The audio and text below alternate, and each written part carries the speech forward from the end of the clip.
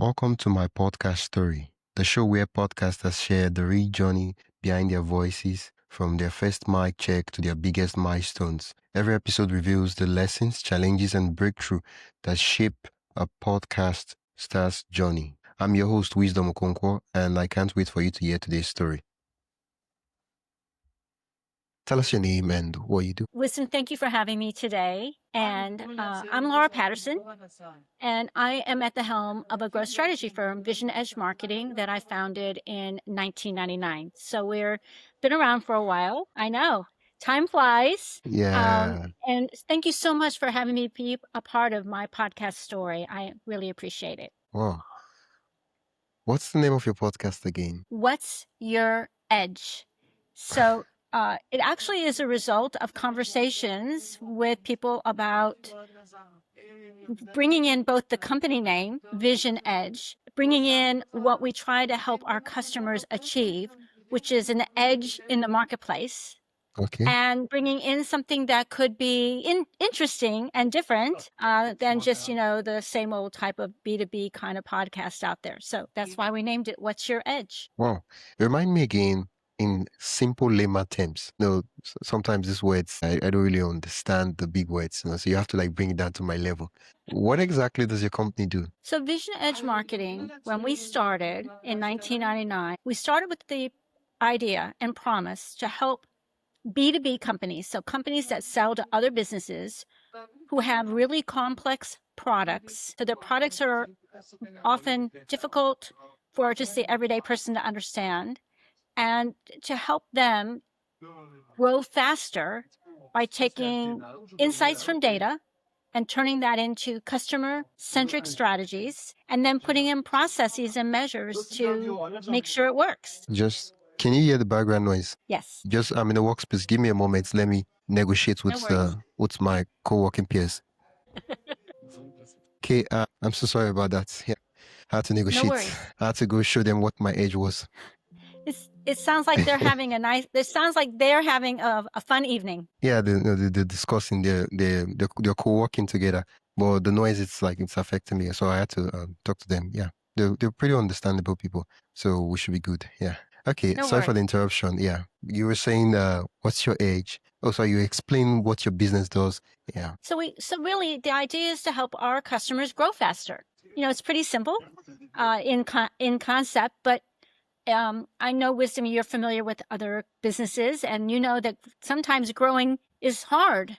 And so we try to help them figure out a better way to do it and a more successful way to do it. Okay. So let me know if I'm correct. You help businesses grow. Yeah. Any kind of businesses, or is there a specific kind of business you work with? So our customers typically are in industries like industrial manufacturing, technology, logistics, supply chain, medical devices, life sciences, biosciences. The products themselves are often the flagships of companies. And so they are often very product-centric organizations. Yeah. And making the transformation to being more customer-centric is a pretty major shift. Wow. So I think from what I understand what the company does now. Okay.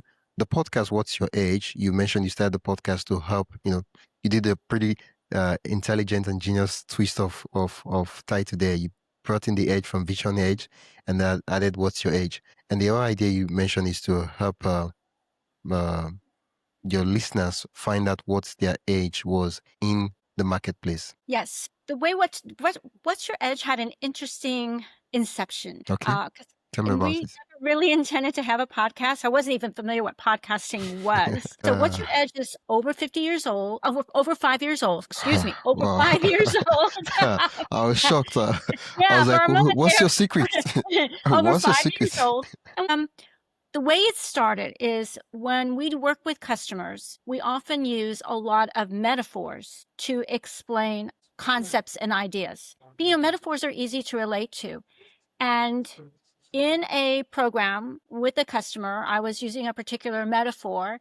And after the meeting, one of the folks in the room said, "Would you mind recording that metaphor. That was really helpful to us. It made a lot of sense. We could really relate to it. Would you record that metaphor and send us that recording? So I recorded that metaphor. And a member of our team said, well, as long as we've recorded it, maybe we should put it on the website since we've already recorded it, right? Yeah. And so I said, sure, we can do that.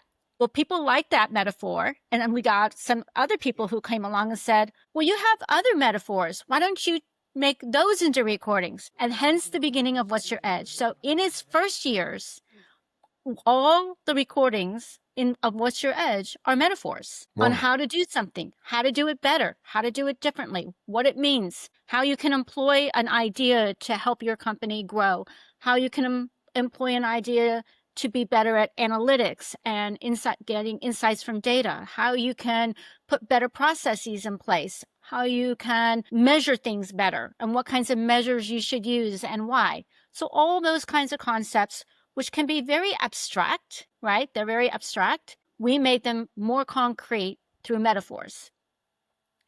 The end of last year, I said to my team, y'all, that's how we talk in Texas. Y'all, I'm running out of metaphors.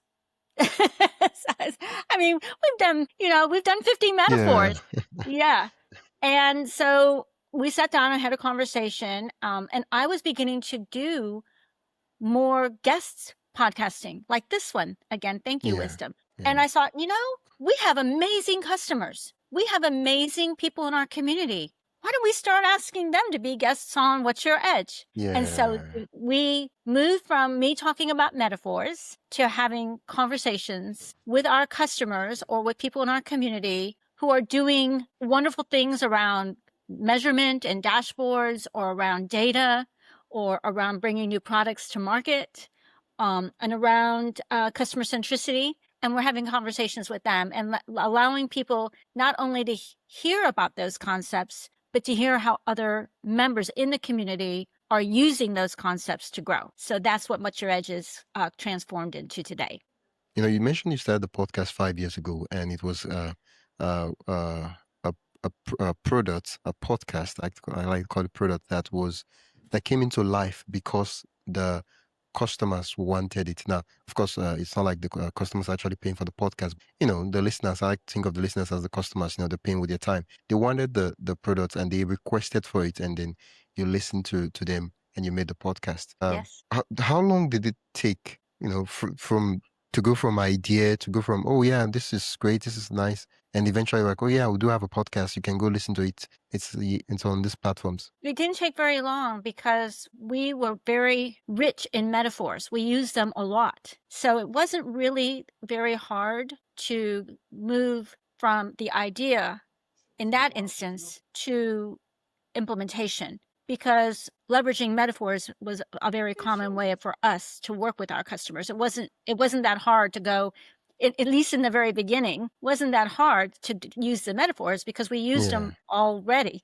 It got harder as time went on to come up with new ways to communicate and explain and educate using metaphors. But from a production perspective, it was pretty easy because I just had to tell a story around a metaphor and bring that metaphor to life. I find, and maybe you do find this to be true also, Wisdom, and maybe some of the people in your community who are making podcasts, having a guest adds a lot of wrinkles, right? Adds additional steps to the process, because now you have someone else that you are bringing into the conversation, and you have to work with their schedule, their time, and be sure that you are customizing the conversation so that it shines a positive light and puts them in the spotlight.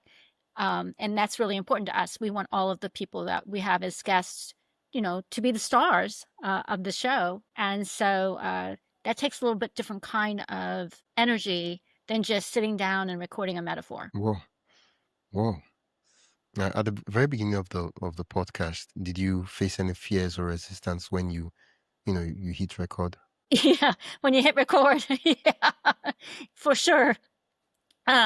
Also, when we were doing it originally, and I would make mistakes in the recording, and early on, we didn't even think about video because the first request was just make a recording. So Yeah. we just made a recording. So the first 5 years are almost entirely just all audio, right? And doing video is really different. So it was pretty easy to edit Edit. audio. I would just go along, and when I came to a place where Well, I messed up, I just told my team, I just messed up, I'm starting over. And that's pretty easy. Not so easy when you're sitting there like you and I having a conversation, and all of a yeah. sudden say, oh, we just messed up. Let's start over. Ah. So it's been, it's been a learning experience to convert, right, from a monologue approach to a conversation in a podcast. But I have found it to be really rewarding personally, because I get an opportunity to communicate and engage with people I really admire, and that and who are doing remarkable things for their companies. And so that's very rewarding. It's a lot more rewarding than just telling a story and weaving in a metaphor. You mentioned that there's a lot of extra steps to get a guest on to be on the podcast, and you did mention that doing the monologue is it's easier. But I think that I don't know. I have no science to back this up, but I just feel personally that there's a way our brain behaves when we're having a conversation with someone versus when we're talking straight to the camera or to the microphone with nobody in view. Right? It's different. Like I know when we're talking, I might make mistakes, but it's just a conversation. It's not really how do I explain? It's not different. It's not like a question of I have to be perfect. It's like, oh, let's just have a conversation back and forth versus the solo episode where you have to do it 20 times just to get the perfect one. Yeah, Wisdom, you're right. When you're having a conversation, we're engaging differently. There's probably different parts. I don't have the science either. I'm sure there's different parts of our brain that are engaged as we're listening to someone, and hopefully actively listening to someone, and then having a response to their conversation, to their question, and then being able to have this sort of back and forth kind of dialogue. You can't really do that when you're doing a monologue, and so it doesn't come out quite the same.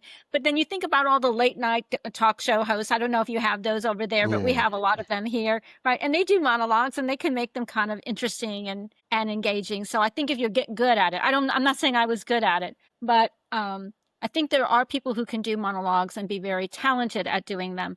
I wasn't so interested or worried about being talented about delivery, which maybe I should have paid more attention to. I was really more focused on the content, because for me, the whole point of doing the first 5 years was to give something of value to the community that we serve, Yeah. and give them something that would help them be more successful, help them achieve their goals. So it really wasn't about putting me in the limelight. It was about helping them and serving them. I think in some ways, having a guest has been more, for lack of a better word, fun, because, Yeah. right, now we have this sort of back and forth banter and engaging conversation. And sometimes we go off script and down a rabbit hole. Most of the That's a time. little bit different. But on the other hand, they're longer, right? Because there's 2 people, whereas in the monologues, I kept them really tight and short so that Yeah. it got to the point. When you're in this kind of an engagement, we're just talking. Who knows what the point will be? Yeah. Well, um, you know, how's your podcast goals the vision for the podcast, how has it changed since you started? I mean, at the very 5 years ago, you mentioned that you started the podcast because you just wanted a way for your customers to get access to the metaphors you share to explain some of the concepts. But right now, it's 5 years into it. You're telling me that you now do guest interviews. What has changed? What's the vision like now? That's a really interesting question. It has changed. So you're right. When we started, I would say the goals really was to have a way to communicate the metaphors broadly, to the Yeah. entire community all at once, even though we might use that metaphor again and again and again in a workshop or a customer engagement that we are bringing to the conversation, and they would hear it. This was a way to everyone to hear it the same way at the same time.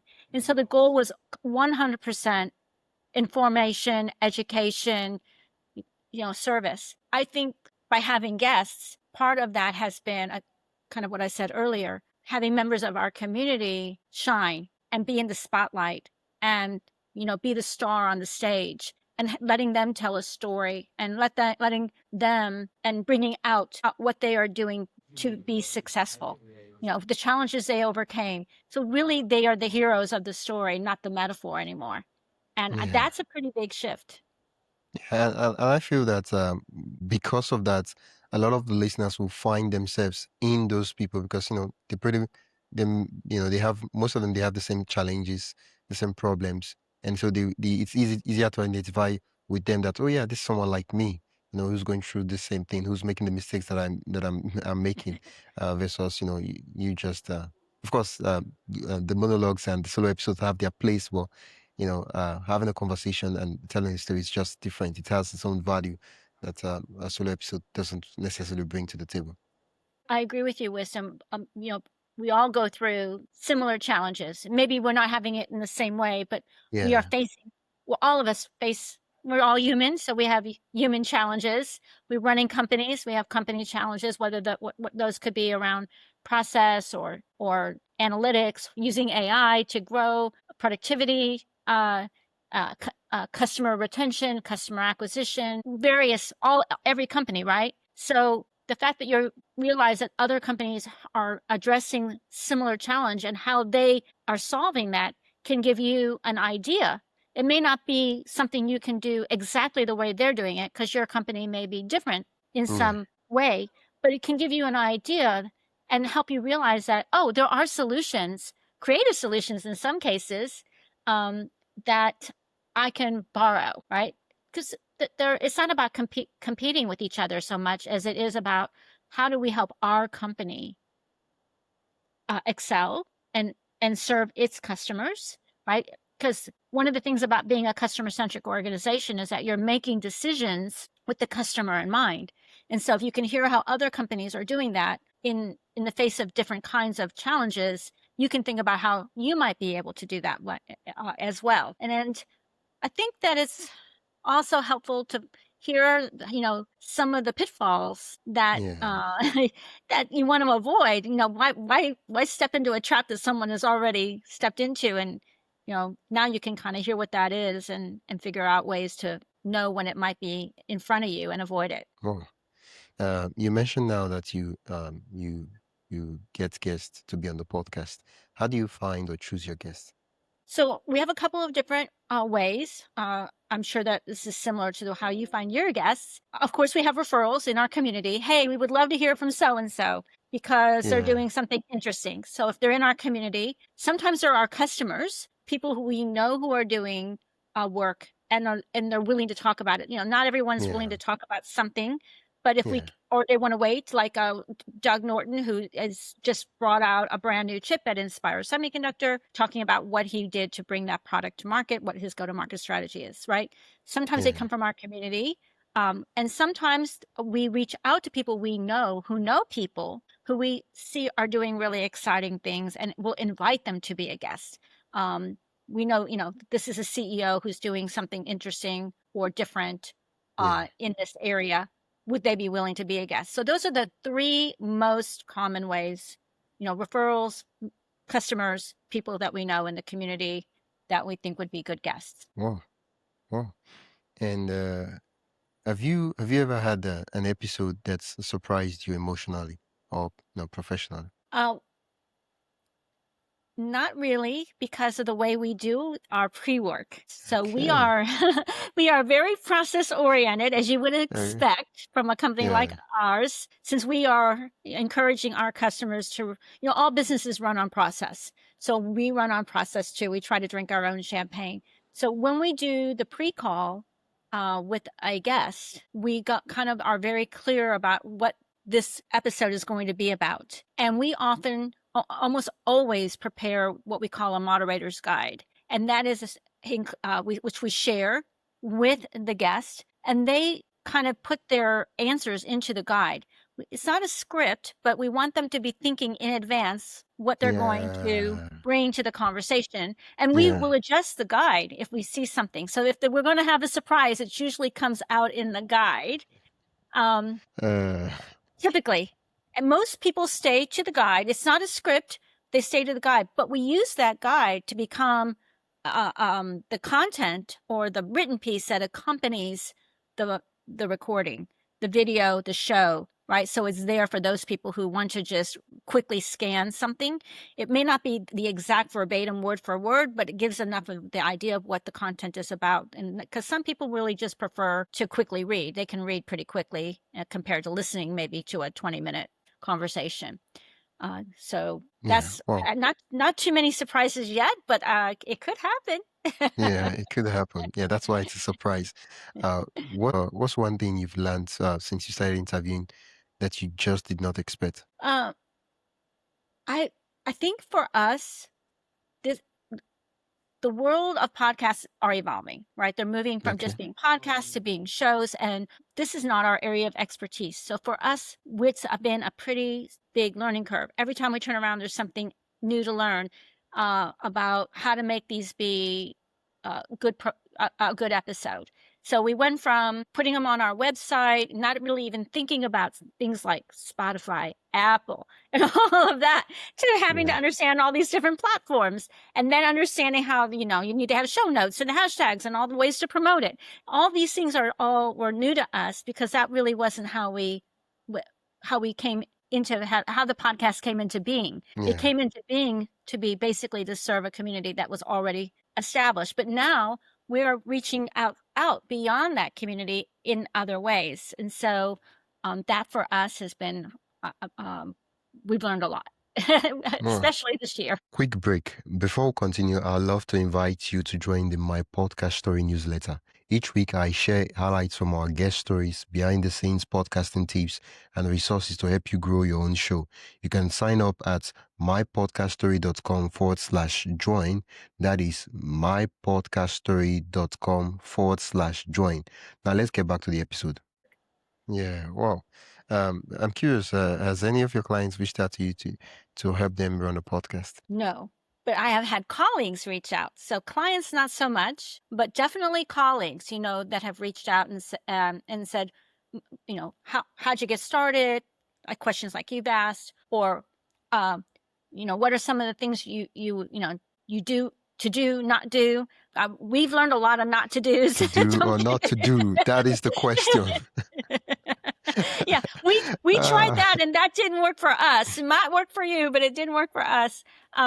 So for us, it's mostly about we believe in serving our community, and our community isn't just our customers. Our community includes other people that are a part of our ecosystem, suppliers, partners, and others. So, if people ask, we're here to serve, and we're happy to share our experience. Well, what has been the biggest challenge in building or growing the podcast? The biggest challenge? Challenge. I think going forward, our challenge will be guests, right? I think in time that will become our challenge. Getting the right caliber of guests and someone willing to kind of be open about their story, particularly in a particular topic area. We aren't having that challenge right now because this is the first year we've had guests. But I imagine as time goes on, I have some ideas on how to solve that. But okay, I'd love to hear those ideas. Well, eventually, I'd like to see What's Your Edge not just be a VisionEdge marketing podcast. Why should it just be that? It could be other people hosting, that being a host for their customers on a topic. So we could have many potential hosts become part of the VisionEdge marketing What's Your Edge podcast. Just lost me there. Well, right now I'm the host and I have guests.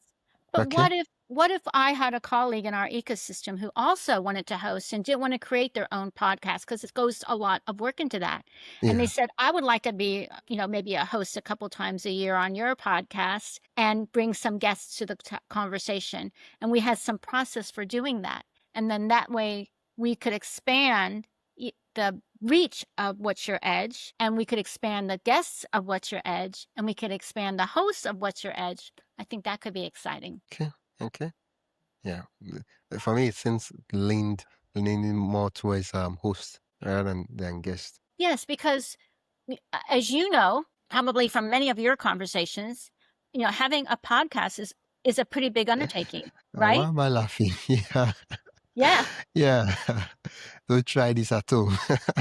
Yeah. It's a big undertaking. And when you're a firm like ours, we're a boutique firm in a very specific marketplace. Bandwidth becomes challenging because our bread and butter is serving our customers and doing work for our customers so that, we can pay our bills and we help them be successful.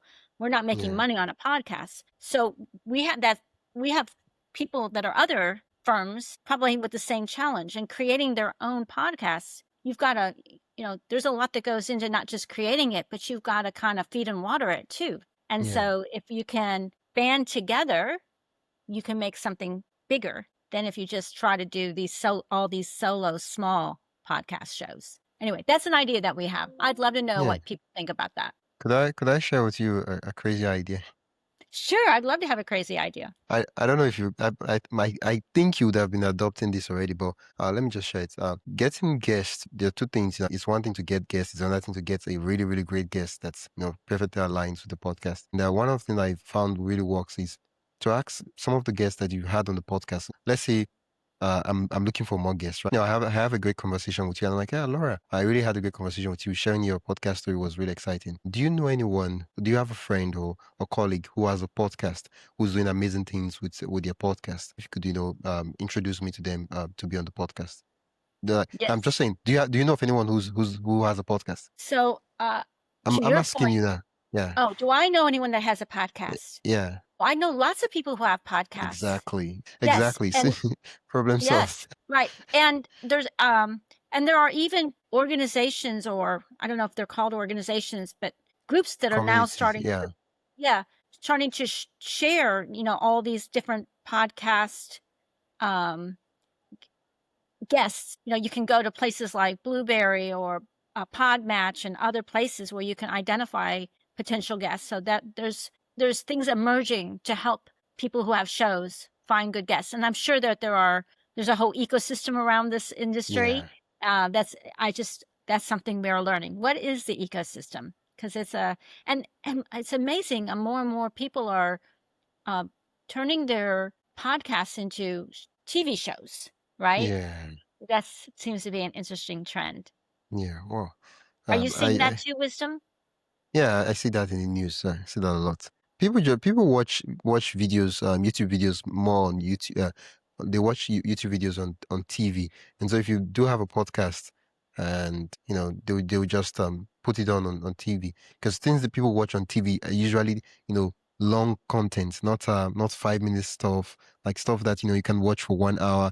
You just put it on and they watch. Especially if you have a family show, show that people can watch and they at home. Yes. Yeah. We've been putting our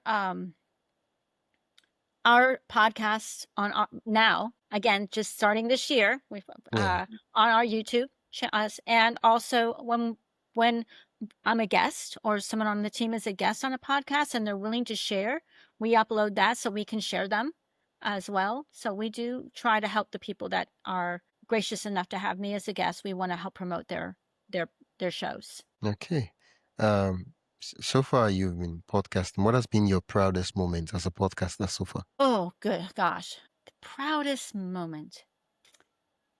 It is an interesting question. I think for us, it's when we get feedback from someone and they tell us, I really got a good idea from that conversation, or that really helped me deal with a problem. So those are the moments that really make us feel good about what we're doing, about the investment of time. There's nothing more precious to all of us than time, right? That's the most precious asset and resource that we have. And so when someone says that conversation really hit home for me, or hit the mark for me, or was right, the timing for that couldn't have been better, that's when I feel proud of the podcast. Have you been having many of such moments lately? Yes, I think that's why we keep doing it. I think if along the way we had gotten people telling us, you're wasting our time, or we don't get it, or this has not been helpful, I think we would have quit. I know I would have quit. I mean, right? I would have quit. I don't know if my team would have quit, but I would have quit because I don't have that much time to give just to do something random. Yeah. Random acts are a waste of everyone's time and energy, and they take away from being able to do something of more value. So as long as people were saying that helped, that made me think differently, that gave me a good idea, that kept us going. And I think that's what we appreciate about our guests, because people are saying that was a really helpful conversation. That helped me out. That came with a good idea. Yeah. And then this will take me to the next question, which is how do you measure success for your show? Is it downloads, connections, or feedbacks like this? And mostly feedback. We're small, and I know that there are some really big podcasts out there that have lots and lots of downloads. But when we get while we may not be like the biggest show in the space, we get really good reviews from the people that are in our community. And that's who we're serving. This is not a vanity project. This is not about having some ratings out there in the public domain. Sure, that's a nice thing. It feels good. It really is about serving the community, the people who listen, that are part of our community. So getting more members in our community maybe is a good thing. That would, more people that are in part of the community. But really, it's about, are the people in the community getting value? While you respond to one of the questions I asked, you mentioned that as a business owner, one of the things to run, it's important to have systems, right? And I'm saying, okay, as a podcaster, it's important to have systems. But I'm curious, what kinds of systems do you have for your own podcast? Good question. So we have a documented process, all right, from the, so everything begins for us, with a content calendar. Maybe you have something similar, because we have all different kinds of content. So we have a content calendar. We know when we're going to have episodes. We are, right? So then there's a whole process of what is going to be booking the guest, booking a guest, defining the topic, creating the moderator guide, or having the pre-call, defining the topic, creating the moderating guide, editing and finalizing the moderating guide, scheduling the recording, holding the recording, all those steps, right? Editing the recording, sending the guest the recording, uploading, all those steps, we have them all written out. I'm sure you do as well. And, it's just like any other content you need to have from inception to not just release, but then promotion, right? So how and when will it be promoted? Where will it be promoted? So we even have a promotion schedule. So once we have a content calendar, we also have a promotion schedule on what the promotion is going to be and where it's going to be. Okay, there's the system for the guests, there's the production, and then there's the promotion schedule. Wow, that's fantastic. Is that what most people have? Is that? Is that something most people seem to have, or is that? No, you are absolutely privileged because you have a fantastic team, behind the podcast and behind the business, of course. Most podcasters are indie podcasters. They are the director, the producer, the writer. They have everything basically. Yeah, which is why I think that What's Your Edge could really be of service to certain firms, because I think what you just described isn't just a solopreneur or a solo podcaster. I think it's happening even inside boutique firms. Same challenge. If you could redo one thing from your podcast journey, what would it be? I think I would have done video earlier. Wow. Wow. While you were doing the podcast in the 5 years, did you ever think of doing video? Or was it something like, oh yeah, it's nice, but nah. I never thought of doing the video until we started thinking of having guests. Once we started a conversation about the transformation to guests, we had the conversation about the transformation to video. I think for early on, I did some radio programs for an organization a number of years ago, back in 2018, 2019 timeframe. And so my brain was not thinking, right? I just went from being this radio host, to thinking, oh, well, I'll just record these. When I was asked to record them, I just thought, I just record them. I never even thought about, I'd record them and they would see me. I just recorded them for them to hear. And then we just took those. So had I a chance to wind the clock back, if we were all so fortunate that we could wind the clock back, Yeah. I probably would have done video earlier. Okay. Okay. Um, Thank you for that lesson. What advice would you give to someone just starting their own podcast? Have clarity around why you're doing it. Number one, why are you creating a podcast? What is its purpose? Who is it intended to serve? If it's just, because everybody else is doing one, for the amount of energy that they take, and it's not 100% free. There's a cost. Yeah. Money. How is it going to, who are you serving with it? How will it help them? What is its purpose? Have clarity around that and and put down and say, when am I going to actually release these episodes, and then work backwards from, so how many episodes am I going to have, and how long will it take me to do production? When do so that you have that process for defined, because I think I've heard some statistics. You probably know this better than I do, Wisdom, that most podcasters don't get past the first year, and most of them Yeah. don't get past the first 10 episodes. Yeah. It's I mean, I brutal. don't know if that's true, but I've heard those Yeah, numbers that's true. around.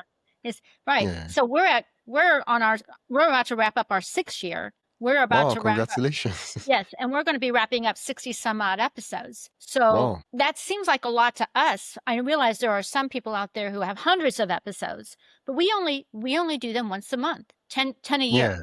Yeah, Because that's what our bandwidth, that's what we know we can do and we can deliver on. So that would be another piece of advice. Don't try to set yourself up for failure. Don't say, oh, I'm going to do this every week. Week is hard. Every week would be a very hard cadence. So we set it up.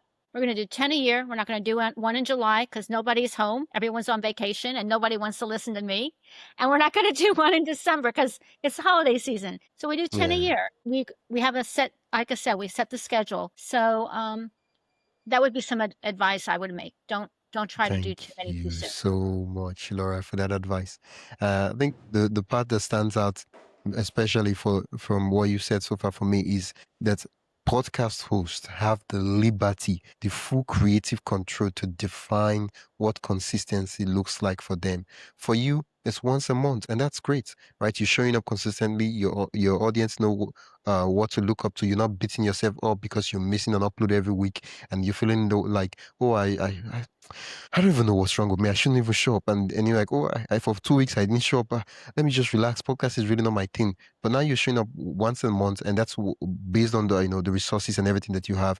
Is something that you can easily show up for, and you're crushing it, crushing it. But most people they want to do that sprint. They do daily for like 14 days, and then they're like, oh, I don't think I have that energy anymore. Yes, I can't even. I do know and have heard of people that have episodes multiple times a week. That is a machine. That is no, that's it's like the Cookie Monster. Why do I feel like you're talking to me? Yeah, that's a machine. You've really got to have something behind you to have that kind of a machine. Yeah, I feel like you're talking to me right now, even though you're not calling my name. Because that's exactly what I do. Okay. I did prepare a lightning round, right? Yeah. You ready? Hit me up. Okay. What's the what's the first podcast you ever listened to? Can you still remember? Oh gosh. I don't remember the very first podcast that I listened to. I do listen to several in the B2B space. I really have a lot of admiration for some people that are experts in their field. I don't listen to podcasts that are I do. I'll take this back. I was about to have a fib. I also listen to some health and wellness podcasts because I'm very health and wellness oriented, and our family is too. So I like those kinds of podcasts, and and it's kind of funny. I don't remember names very well, but isn't that strange? So Yeah. yeah. But I do like those two, so I listen to things that are relevant to my business, and I listen to things that are around health and wellness. Other kinds of podcasts, not so much. Not for me. Yeah, okay.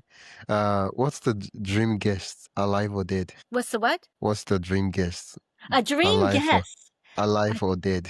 Yes, a dream guest for us would be a CEO in a mid-market B2B company that has a story about organic growth, how they grew their company, and some of the things that they had to do in order to be more customer-centric, whether that's a process change or some data that they became aware of, or some kind of competitive or market change that forced them to think differently about how they run their company. Yeah. Things like that. That would be an ideal guest. So if anybody out there thinks they fit that bill, I would love to Reach hear. out to Laura. Yeah. Uh, what's what what's one word that describes your podcasting style? I think, well, practical.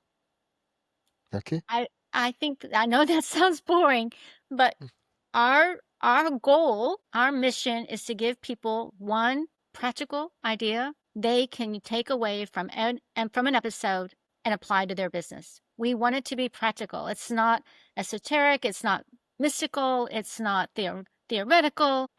It's, practical. Well, what's a favorite tool or app you can't live without? You broke up. Say that one more time, Wisdom. What's a favorite tool or app you can't live without? Favorite? Tool or Oh, app favorite tool. Favorite or app. tool. Well, I don't know if it's a favorite. I can tell you what tools we're using. We right now we're using Teams. I like Teams Okay, Microsoft better than Teams. Zoom because I don't have to worry about time. I haven't tried this Okay. Riverside thing, but I've been on Riverside and I think it's pretty Okay. fascinating. Yeah, I it's do like it's Teams it's though. great. Yeah. And Rivers.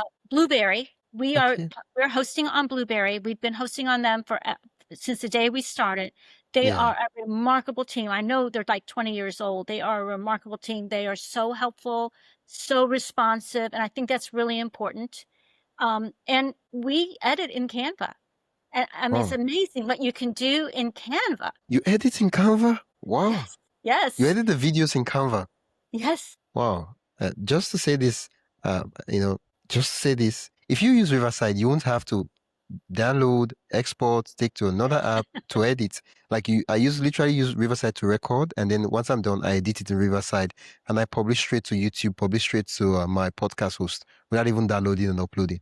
I make shorts for me, cuts these vertical clips. Your team will find it really, really, really helpful to save you the amount of tools you're juggling, time, energy, and you can edit it as a transcript, like you're editing a Word document. Yeah. Yes, So yeah, I've heard this. Like I said, I've been on a couple of Riverside as a guest on yeah. Riverside. And so that may be something we look into next year. Yeah, okay, and it's cheap and affordable. Yeah. Why do I feel like an ambassador? Riverside, come and sponsor me, make me an ambassador, because I'm just promoting you guys for free. For sure. Okay. Yes, Wisdom, I agree. You're a great ambassador for Riverside, and you should tell them. Yeah, I yeah, think it's it a would be fantastic thing. fascinating. I probably need Yeah. to go on YouTube and find a YouTube on using Riverside and all the cool things you can do, like a little demo of Riverside. I think that would be probably helpful. Oh, okay, yeah, okay, okay. I don't want to make promises, but if I do make a video regarding all the cool things you can do on Riverside, I will send you the link via Okay. email. Yeah. So, I'm sure there's something out there. yeah, there's something out there, but since I've talked about this, what would you love to see so that I put those things in consideration and make a video specifically for you and then post it on YouTube so you can watch so that caters to your needs? Does that make sense? Yeah. Well, that's kind of Yeah. like I said, that's how we got started too. Yeah. A specific person said, I would really like to have that. And when someone says that, you have to think, well, that's probably not the only person who wants to have that. Yeah. What are some of I'm curious. What are some of the reservations and some of the questions that are popping in your head when I tell you, oh, Riverside is a tool you should use. Use it to replace your Microsoft Teams. What are the things like? Are you sure this is? Are you sure this? Are you sure this? The questions that you need answers to. I don't really have any questions, and I have, like I said, we have a really good team, but probably the thing that we have got to learn to do better is on the promotion end. Oh, that's true. When I say team, I mean Microsoft Teams, not your team. Oh, yeah, Yeah. Microsoft Teams. What are the questions you need to answer in order to say, okay, let me switch from Microsoft Teams to start using the software like Riverside? It's probably just not questions so much as change is never easy when you're used to doing something one way, Yeah. right? And this is the challenge Yeah. our customers have. You're doing Yeah. something one way, you've been doing it that way 5 years. You know?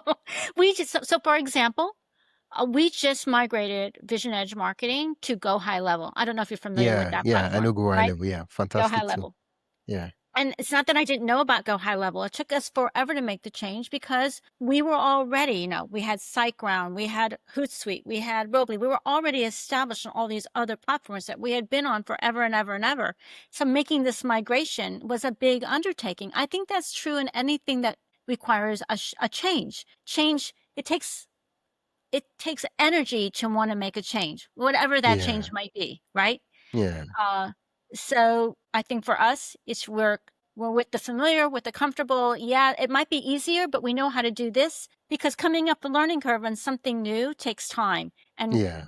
for most of us, we are more inclined to do what we know how to do because we think we're faster at doing it the way we know how to do it than we will be at trying to learn something new. Exactly. And sometimes we're worried if moving to this tool, if the return we think we'll get, if we will actually get it. Because every time you move to a new tool, you know this, right? The team is actually starting from scratch. They learn the new software again, right? Versus, so their performance will kind of reduce and it will take some time for them to get to that level. And probably in the next 3 months, you're like, okay, let's stop using that Go High Level. Let's move to a different software this time. And they learn again. And this, we want performance to be compounded and people to be good at their job. So we want to be careful when we change tools so that it's actually worth it and not just Yes. the new trendy fancy stuff everybody's doing that we have to feel like we have to do. Yes. I think this is just true of human beings in general, right? This Yeah. isn't just about podcasting now. We're just talking about human nature. Yeah. It's like I have a Yeah. friend, I don't know about you, Wisdom, what kind of routine you have in your life, but I have a pretty solid routine for working out, whether it's running, walking, working out, whatever, what yoga practice, whatever it is. And I have a very specific routine that I Yeah. maintain. It makes me a lot easier to live with when I'm Yeah. following my routine. And I have Yeah. friends who want to follow that routine, but they don't realize that that's a big change from what they Yeah. are doing, which is for many of them not very much. So I always say, don't try to do all the things I'm doing because you'll quit. Just pick one thing, pick something and carve out time to do it. I think that's for us for this year. That was to go high level. We picked that out as our big shift, our transformation to get everything on one platform under one roof. Maybe we need to think similarly about getting everything on one platform under one roof for doing our podcast for our show. So that may be coming. That may be in the future. Good point. Oh, thanks for sharing that with us. What would you say is the most embarrassing podcast moments you've had? The most surprising Em, broadcast? em, Embarrassing podcast Oh, moment. embarrassing moment. Embarrassing. Well, Said one I at the beginning of the episode. I don't think you remember. no, we had a guest that really went what I would call off the rails. They went Ooh. down a completely different direction. We had many conversations about what we were going to do. We had a very Yeah. well-defined moderator's guide, and they went down it just completely left the Oof. guide and went very hard. You never want to Yeah. make it our goal is to make our guest be like I said, be the star of the show, and it's Yeah, hard the to do spotlight. that when so I found that I was How did uncomfortable. you I won't say handle that embarrassed, but situation? uncomfortable. How did you navigate that situation? That was tense. That was really challenging. And yeah, it was really challenging, and at the end, when we wrapped it up, we just didn't get the kind of quality episode out of That that we wanted, yeah. because it just was not at all, it just Yeah. was all over the board. Yeah. Um, and I get it, we all wanna be extemporaneous and we all have good stories to tell.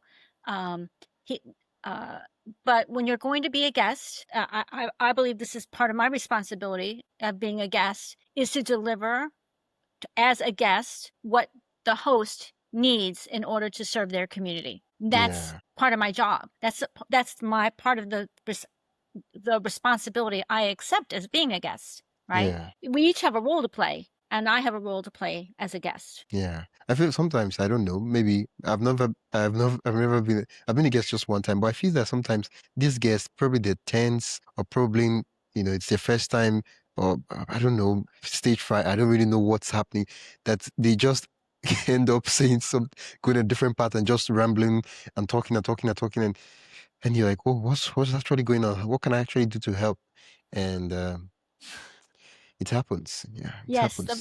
the rambling can get to be challenging. You obviously want to be careful not to cut your guest off. Yeah, you want to be polite, but then you're like, this is getting too much. And you give me a space to get in, like, and you're like, Yeah. Well, uh, yeah, being a good host, being a good guest is got comes with its responsibilities, and being a good yeah, host comes with its responsibilities and challenges too. This is not an easy thing to do. it's not. Yes. And we're so used to talking as human beings, we talk all the time. So we have to learn to be better at listening, so we answer questions in a way that's helpful. Yeah, yeah. When I have instances like that, I just remind myself that this is not live. It's not a live radio program. I can always do edits. I can also Yes, you choose can not to release the episodes, right? So I just use that to console myself. So it's not that big of a deal. Because imagine if it was yeah, on radio, you what can would you do? you can edit it at any time. Yeah. Wow, wow, wow. It's just a good perspective to see things. Yeah, thank you so much, Laura, for Oh, listen, being on this the has been podcast. fun. Thank Yeah, you. it's I been an do absolute hope delight. that your community will take away at least one practical idea Yeah, from today. so many practical ideas. I believe that this will be one of the episodes they keep coming back to again and again because you're just so relatable and down to it.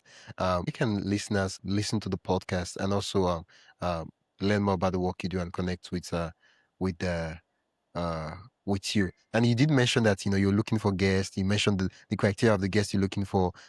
If people are like, oh, that's me, she's talking about me. Oh, my friend is exactly who she's looking for. How can they connect with you? They can reach out to me at Laura P, Laura P as in Patterson, at VisionEdgeMarketing.com or on LinkedIn.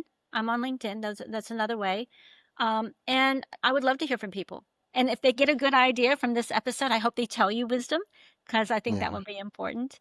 yeah. And this has just been a really great conversation. Thank you. Thank you so much. I'm glad that you had a great time talking to me. This is why I do what I do. Our website is VisionEdgeMarketing.com. VisionEdgeMarketing.com. They can find the links to the podcast, to the social links, and all it's a hub for all the places you would want to go to speak to Laura.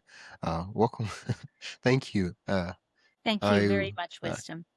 That's it for today's episode of my podcast story. I hope you enjoyed listening to this journey as much as I enjoyed sharing it with you. If you found value in today's episode, make sure to subscribe and leave a review. It really helps others discover the show. And don't forget to join the newsletter at mypodcaststory.com/join for more stories and podcasting insights. Until next time, keep telling your story because someone out there needs to hear it.